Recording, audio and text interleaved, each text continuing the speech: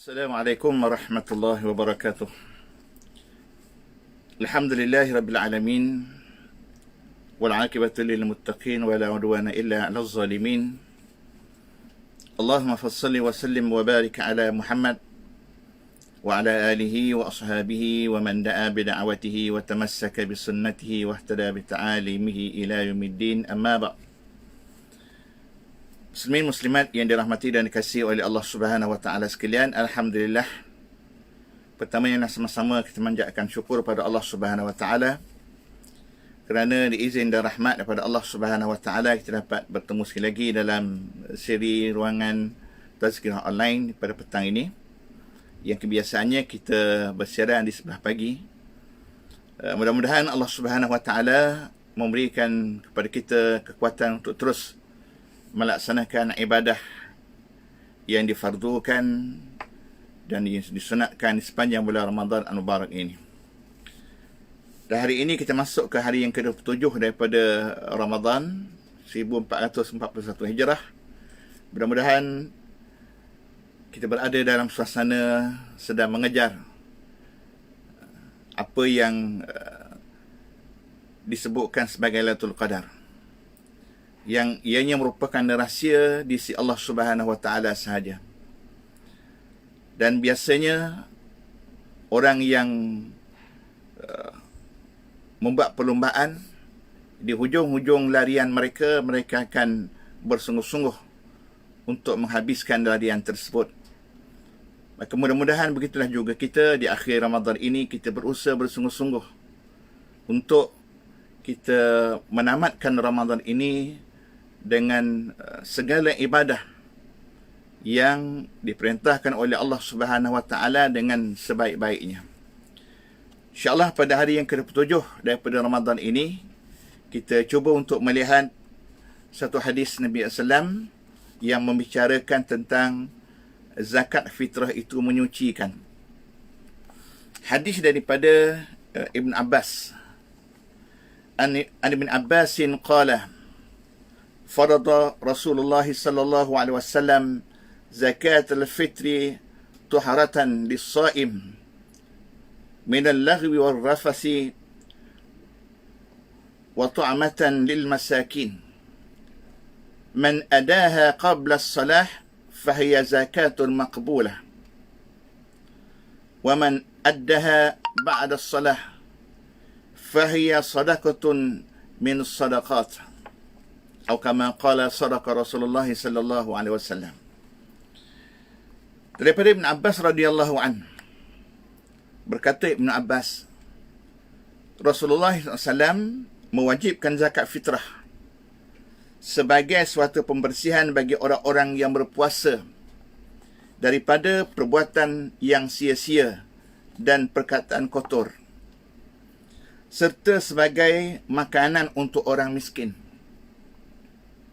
Sesiapa yang membayar zakat fitrah sebelum salat Aidil Fitri, maka ia adalah zakat yang terima oleh Allah. Sesiapa yang membayarnya selepas salat Aidil Fitri, maka ianya adalah sedekah seperti sedekah biasa.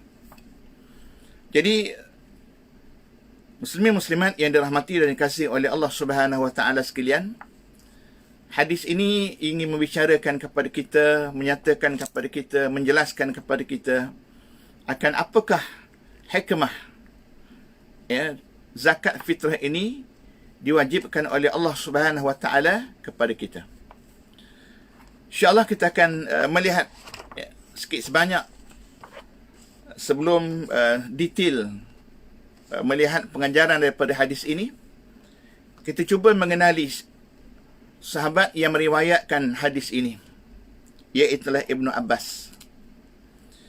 Ibn Abbas ini dari segi nama sebenar dan keturunannya, iaitulah Abdullah bin Al-Abbas bin Abdul Muttalib bin Hashim bin Abdul Manaf. Itu dari segi nama dan keturunannya. Beliau lebih dikenali dengan panggilan Ibn Abbas, ataupun Al-Abbas. Ibn Abbas ataupun Al-Abbas, dan dikunyahkan dengan panggilan Abu Abdullah ataupun Abul Abbas. Ini mengikut pandangan ataupun apa disebutkan oleh An-Nawawi di dalam kitabnya, dan Asy-Syirazi di dalam kitabnya. Ibnu Abbas ini ibunya bernama Lubabah binti Al-Harith Al-Hilaliyah, dan beliau dilahirkan 3 tahun sebelum berlakunya peristiwa hijrah ke Madinah. Ibn Abbas ataupun Abdullah bin Abbas ini dilahirkan 3 tahun sebelum berlakunya peristiwa hijrah ke Madinah. Dan ketika Rasulullah wafat, Rasulullah meninggal dunia, Ibn Abbas ini berusia 13 tahun. Ya, maknanya dia berusia yang sangat muda ketika kewafatan Rasulullah sallallahu alaihi wasallam. Ibn Abbas ini adalah anak kepada bapa saudara bagi dia sendiri, iaitulah Al-Abbas. Maknanya Ibn Abbas ini ataupun Abdullah bin Abbas ini ialah anak kepada bapa saudara Nabi SAW, iaitulah Al-Abbas. Kalau kita lihat sejarah Abdullah bin Abbas ini ataupun Ibn Abbas ini, beliau di antara sahabat muda yang pernah didoakan oleh Nabi SAW. Di antara sahabat yang pernah Nabi doakan untuknya. Apa yang Nabi doakan? Apa yang Nabi doakan kepada Ibn Abbas sehingga menjadi seorang yang sangat hebat? Nabi mendoakan dengan doanya, Ya Allah, Engkau dalamkanlah kefahamannya. Ya Allah, Engkau dalamkanlah kefahaman Abdullah bin Abbas ini tentang agama. Dan Engkau ajarilah ianya tentang ilmu ta'wil. Itu yang Nabi minta. Nabi berdoa kepada Allah supaya Allah Ta'ala dalamkan Ibn Abbas ini dengan ilmu agama dan ilmu ta'wil. Dan kita lihat doa Nabi adalah doa yang makbul. Sehingga Abdullah bin Abbas ataupun Ibn Abbas ini menjadi salah seorang daripada tokoh besar dalam ilmu fiqh. Dalam ilmu fiqh. Berdasarkan kepada pengakuan para sahabat dan para tabi'in. Berdasarkan kepada pengakuan para sahabat dan para tabi'in, bahawa Ibn Abbas ini menjadi seorang yang sangat hebat di sudut ilmu fiqh. Hasil daripada doa yang didoakan oleh Rasulullah sallallahu alaihi wasallam. Khalifah Umar pernah berkata kepada Ibn Abbas, sesungguhnya kamu adalah pemuka kepada pemuda kami. Kamu adalah pemimpin kepada pemuda-pemuda kami. Kamu mempunyai budi pekerti yang sangat mulia. Dan kamu memiliki kefahaman yang sangat mendalam, sangat tinggi tentang kitab Allah Azza wa Jalla. Ini pengakuan sendiri yang dibuat oleh Sayyidina Umar tentang Abdullah bin Abbas ini, di sudut keilmuannya, di sudut akhlaknya, di sudut budi pekertinya, dan di sudut kedudukannya di kalangan pemuda-pemuda Islam pada waktu itu. Aisyah radhiyallahu anha, Ummul Mukminin, pernah memberi ulasan tentang Abdullah bin Abbas ini. Kata Aisyah radhiyallahu anha, dia adalah seorang yang paling tinggi ilmunya tentang ibadat haji. Kata Aisyah, orang yang paling tinggi pakar rujuk tentang ibadat haji, iaitulah Abdullah bin Abbas. Abdullah bin Umar pula memberi ulasan tentang Abdullah bin Abbas ini dengan katanya, pentafsir Al-Quran yang paling terbaik iaitulah Ibnu Abbas. Sehingga ada tafsir yang disebut sebagai tafsir Ibnu Abbas. Ini kata Ibnu Umar, yang Abdullah bin Umar, memberi ulasan tentang Abdullah bin Abbas ini. Atta' pula mengatakan bahawa Ibnu Abbas ini adalah lautan ilmu. Lautan ilmu. Maknanya banyaknya ilmu yang ada pada Ibnu Abbas. Menurut An-Nawawi, beliau, yakni Ibnu Abbas ini dikenali sebagai tinta ummah dan lautannya kerana keilmuan yang cukup banyak. Tinta ummah dan lautannya. Lautan ummah itu nak menggambarkan betapa hebatnya ilmu yang ada pada Abdullah bin Abbas ini. Dan Abdullah bin Abbas ini adalah sahabat yang banyak meriwayatkan hadis baginda Rasulullah SAW, mengikut para ulama, dan ramai di kalangan para tabi'in yang merujuk kepada atau mengambil periwayatan hadis daripada Abdullah bin Abbas ini. Abdullah bin Abbas ini juga dikenali sebagai orang yang menguasai, mahir dalam bidang-bidang ilmu yang lain. Di antaranya lah selain daripada ilmu fiqh, iaitulah ilmu tafsir. Mahir juga dalam bidang bahasa Arab, dan syair Arab. Mahir juga dalam sejarah peperangan, sejarah bangsa Arab. Juga menguasai ilmu faraid.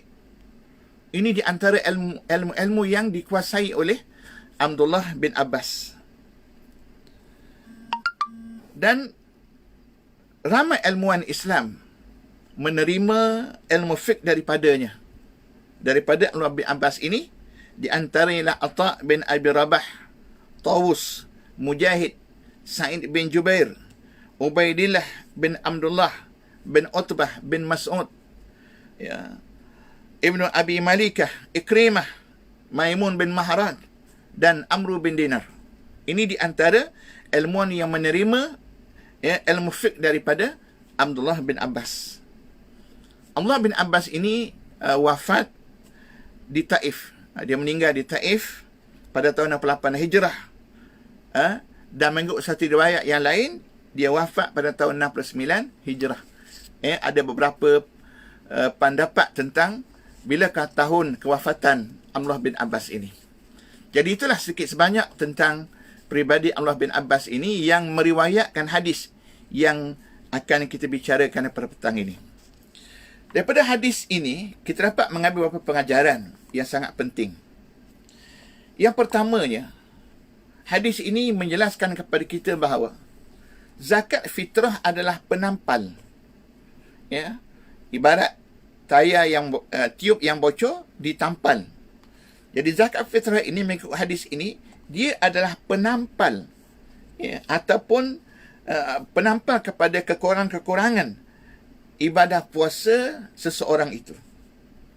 Dan dia menjadi pembersih kepada ibadah puasa yang dilakukan oleh seseorang hamba. Mungkin sepanjang melakukan ibadah puasa itu, ada perkara-perkara yang dilakukan oleh seorang hamba itu yang mengotori ibadah puasanya. Contohnya, bercakap kotor, perbuatan kotor, perbuatan yang sia-sia. Maka ibadah puasa cacat. Lalu datang zakat fitrah itu membersihkan kecacatan-kecacatan ataupun kita kata habuk-habuk, kekotoran-kekotoran yang ada suatu mana seseorang itu melakukan ibadah puasa.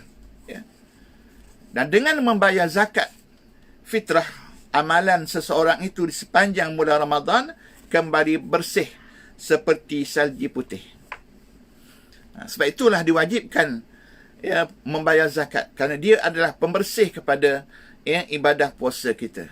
Yang kalau ada di sana kecacatan, kelumpangan, lubang-lubang, waktu mana kita sedang menunaikan ibadah puasa, maka pembersihnya, penampalnya adalah zakat fitrah yang diwajibkan oleh Allah Subhanahu Wa Taala kepada kita. Zakat fitrah yang kita keluarkan adalah untuk memastikan orang yang miskin mendapat makanan yang secukupnya, supaya mereka dapat meraihkan Aidilfitri dengan suasana yang gembira, dengan suasana yang cukup, dengan suasana yang baik bersama keseluruhan umat Islam yang lain. Zakat fitrah ni juga maknanya nak membantu orang-orang yang miskin, bantu orang-orang yang kurang, supaya mereka juga dapat meraihkan, menyambut Aidilfitri bersama-sama dengan orang-orang yang lain. Mereka tidak rasa kekurangan, mereka tidak merasa rendah diri, mereka tidak rasa tidak disayangi oleh orang lain. Mereka boleh sama-sama menyambut Aidilfitri, hasil daripada zakat yang dikeluarkan itu. Islam agama yang tidak ingin melihat di hari pertama Syawal ada orang yang meminta-minta, orang yang bersedih, sedangkan di kalangan orang Islam itu ada yang meraihkan dengan suasana gembira. Islam nak supaya umat Islam yang berpuasa selama sebulan itu mereka bergembira dengan hari kemenangan yang dianugerahkan oleh Allah Subhanahu Wa Taala kepada mereka. Dengan hasil daripada sumbangan ataupun zakat fitrah yang dikeluarkan oleh sebahagian daripada umat Islam yang lain. Mereka gembira bersama-sama. Mereka rasa selesa bersama-sama. Mereka meraihkan hari raya itu bersama-sama. Walaupun sebahagiannya berada dalam kekurangan, tetapi mereka mendapat bantuan, pertukaran daripada zakat fitrah itu, supaya mereka dapat sama-sama meraihkan dan menyambut Aidilfitri secara bersama. Zakat fitrah perlu dibayar bermula daripada 1 Ramadan hinggalah sebelum solat sunat Aidilfitri pada 1 Syawal. Maknanya panjang tempoh pembayaran zakat. Bermula pada 1 Ramadan hingga sebelum solat sunat Aidilfitri 1 Syawal. Dan di zaman atau di masa PKP ini kita boleh membayar zakat dengan secara online, dan banyak majlis-majlis agama, pusat-pusat zakat yang memberikan ataupun membuka peluang untuk membayar zakat secara online. Dan di samping itu ada juga negeri-negeri yang menyediakan amil-amil yang tertentu. Maknanya sangat mudah untuk kita mengeluarkan zakat. Cuma kadang-kadang disebabkan kelalaian kita, sifat bertangguh, tak apalah besoklah bayar, lusalah bayar, sehingga akhirnya kita sampai kepada saat-saat terakhir pembayaran zakat. Waktu tu barulah berlumba-lumba, berdudun, beratur nak bayar zakat. Jadi di masa PKP ini ada kemudahan untuk bayar zakat secara online. Kita bayar zakat secara online, untuk memudahkan urusan pembayaran zakat kita. Siapakah orang yang wajib membayar zakat ini? Siapakah orang yang wajib membayar zakat ini? Yang pertamanya dia adalah mestilah seorang yang Muslim. Ini sudah pastilah seorang yang Muslim yang wajib ke atas mereka dengan kewajipan zakat. Namun begitu, ada orang Islam yang merasa bahawa membayar zakat ini satu yang beban ke atas mereka. Sedangkan seorang Muslim itu dia perlu menyerahkan dirinya kepada Allah. Apa makna menyerahkan diri kepada Allah? Iaitu sanggup menerima segala taklif, segala suruhan Allah. Sama ada perkara yang dia suka ataupun perkara yang dia tak suka. Maka zakat ini adalah taklif Allah kepada seorang mukmin, seorang Muslim yang perlu mereka lakukan. Maka sepatutnya orang Islam bila diperintahkan melakukan zakat, maka mereka tidak ada sedikit pun rasa gundah gulana, susah hati dan sebagainya. Yang kedua, golongan yang wajib bayar zakat ialah orang yang hidup ketika terbenamnya matahari pada hari terakhir Ramadan. Maknanya dia sempat bertemu dengan juzuk yang terakhir, bahagian yang terakhir daripada Ramadan, dan juzuk yang terawal daripada Syawal. Sebab itulah kanak-kanak yang dilahirkan pada petang 30 Ramadan sebagai contoh, maka wajib zakat ke atasnya. Walaupun itulah saat dia baru lahir, dia dilahirkan, maka wajib zakat ke atasnya. Ini di antara orang yang wajib zakat. Yang ketiga, orang yang wajib membayar zakat, mengeluarkan zakat, ialah orang yang mampu. Orang yang mampu. Ada orang bertanya, saya nak keluar zakat macam mana, tak mampu, tak ada pendapatan, tak ada kemampuan. Maka pertama sekali kita sebut bahawa pertama sekali Allah Ta'ala mengetahui tentang keadaannya. Allah Ta'ala mengetahui tentang keadaannya. Kalau benar dia tak mampu, Allah Ta'ala tahu. Dan kalau dia sengaja menyatakan, menjadikan tak mampu itu sebagai helah, Allah Ta'ala juga tahu.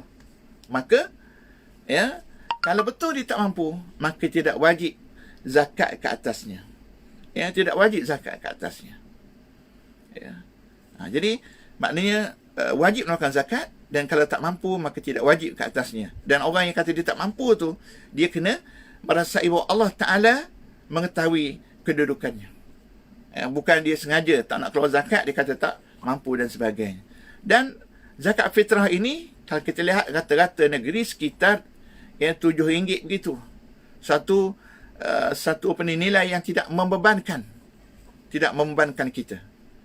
Ini dan tidak membebankan kita, dan natijahnya, kebaikannya sangat tinggi, sangat hebat. Kita keluarkan zakat fitrah, zakat yang kita keluarkan itu dapat menampal, membersihkan ibadah puasa kita. Ibadah puasa kita sebulan itu dibersihkan, ditampal. Kalau ada di sana yang berlubang, yang koyak dan sebagainya, dengan mengeluarkan zakat fitrah yang nilainya sangat kecil berbanding dengan makanan yang kita makan, minuman yang kita minum. Jadi muslimin, muslimat yang dirahmati dan dikasihi oleh Allah Subhanahu Wa Taala sekalian, kita berada pada hari yang ke-27 hari ini, bermakna hanya ada beberapa hari saja lagi untuk kita mengeluarkan zakat. Maka jangan kita lupa untuk membayar zakat. Membayar zakat, dan semoga zakat yang kita keluarkan pada tahun ini menjadi pembersih, menjadi penampal kepada kekurangan-kekurangan puasa kita sekiranya berlaku.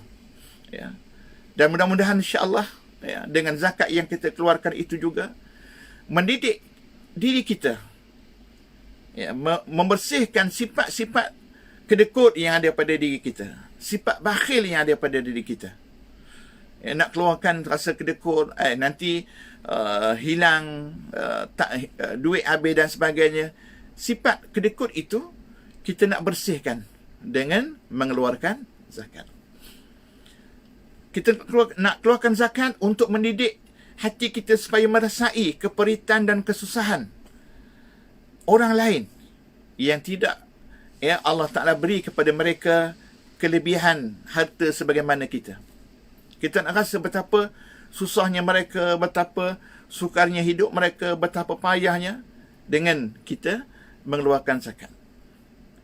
Dan kita nak supaya zakat yang kita keluarkan itu boleh mengembirakan orang lain. Mengembirakan orang lain yang berada dalam kekurangan. Bila kita keluarkan zakat, bantu mereka, mereka dapat sama-sama merayakan hari kemuliaan, hari kejayaan, hari kemenangan bagi orang yang berpuasa dengan rasa gembira, dengan rasa seronok. Jadi inilah ya hikmah dan inilah kelebihan zakat fitrah ataupun zakat itu yang Allah Ta'ala fardukan kepada kita. Mudah-mudahan kita dapat merasai apakah hikmah di sebalik zakat itu, supaya mudah-mudahan insya-Allah kita dapat mengeluarkan zakat sebagaimana yang difardukan dan diperintahkan oleh Allah Subhanahu Wa Ta'ala kepada kita. InsyaAllah kita akan berjumpa pada besok hari dalam tazkirah online hari yang ke-28 insyaAllah. Ya, mudah-mudahan Allah Ta'ala menerima ibadah kita pada hari ini. Mudah-mudahan Allah Ta'ala memberikan kepada kita kekuatan dan semangat yang tinggi untuk kita memacu hari-hari terakhir daripada Ramadan ini, supaya kita mendapat segala kebaikan yang disediakan oleh Allah di sepanjang bulan Ramadan ini. Dan ingat, kita hanya tinggal beberapa hari saja lagi, Ramadan akan meninggalkan kita. Dan mudah-mudahan di saat yang terakhir ini kita dapat memaksimumkan ibadah kita, memaksimumkan potensi kita untuk mendapat segala kelebihan yang terkandung di dalam bulan Ramadan ini. Sekadar itu untuk petang ini, yang baik daripada Allah Ta'ala, yang lemah yang kurang daripada kelemahan kekurangan saya sendiri. Mudah-mudahan Allah mengampuni dosa kita bersama, dan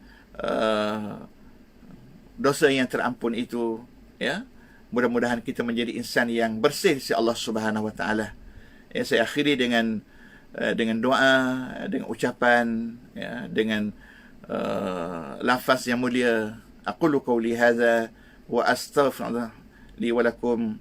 Wassalamu alaikum warahmatullahi wabarakatuh.